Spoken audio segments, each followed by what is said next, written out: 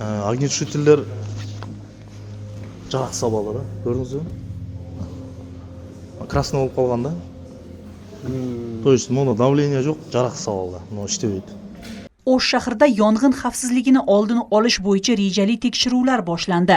Bu safar Nur kinoteatridagi yong'in xavfsizligi tekshirildi. Жоқ дегенде 2-3 жолу обслуживать етіп, тазалап тұрыш керек. Қызыл утур маргать етіп, іштеп тұрыш керек. То есть в исправном состоянии деп, жарақты болып. Ошон үчүн сигнализацияларды коесуздар, атайын нормага ылайык. Бул зданиянын проекти бар. Проектти көтөрсөңүздөр бүт көрсөтүлгөн. Кайсы жерге кандай коюш керек, кандай нормада коюш керек. Ошол нормага ылайык сиздер keltirasizlar. Tadbir davomida jami 12 ta kamchilik aniqlanib, tushuntirish ishlari olib borildi. Jumladan kinoteatrda tashqi va ichki yong'in suv manbalarining yo'qligi, avtomatik yong'in signalizatsiyasi uskunalarining yo'qligi va bir qator odatiy yong'in xavfsizligi choralari amalga oshirilmagan. Yuqoridagi yong'in xavfsizligi kamchiliklarini bartaraf etish uchun dalolatnoma tuzilib, ogohlantirishlar berildi. Электропроводкалары бар екен. Азыр жана айтып кеткендей көрдүңүздөр, көп электропроводкалары бул илгери, бул объектти билесиздер. Көп жок дегенде бир 35 жыл, 40 жыл болгон объект. Биз адашпасак.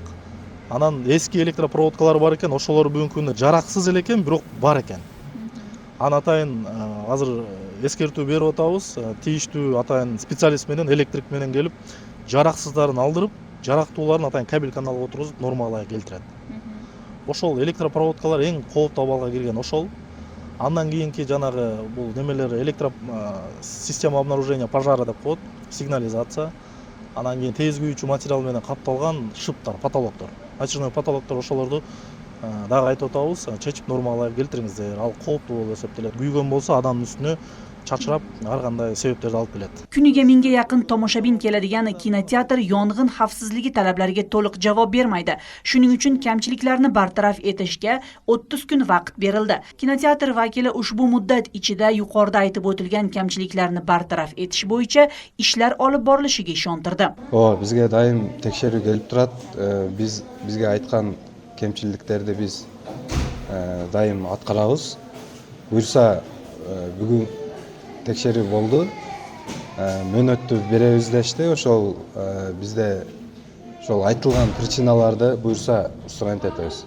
Shahardagi jamoat ovqatlanish muassasalari, ommaviy dam olish maskanlari, muassasa va korxonalarning yong'in xavfsizligi tekshiruvlari yiliga bir marta o'tkaziladi. Talabga javob bermaydigan muassasalarga ogohlantirish berilib, kamchiliklarni bartaraf etish uchun 7 kundan 30 kungacha muddat beriladi.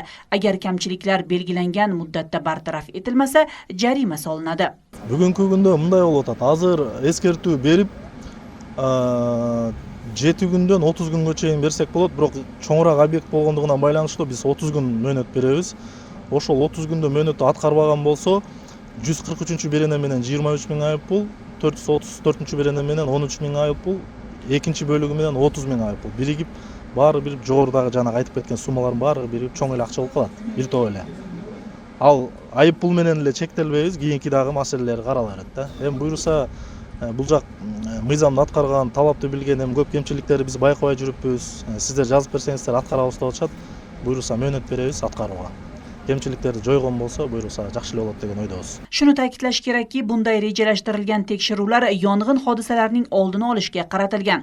Masalan, 2025-yilda O'shda jami 83 ta yong'in hodisasi qayd etilgan bo'lib, natijada 6 kishi halok bo'lgan. Bu yil esa 8 ta yong'in ro'yxatga olindi.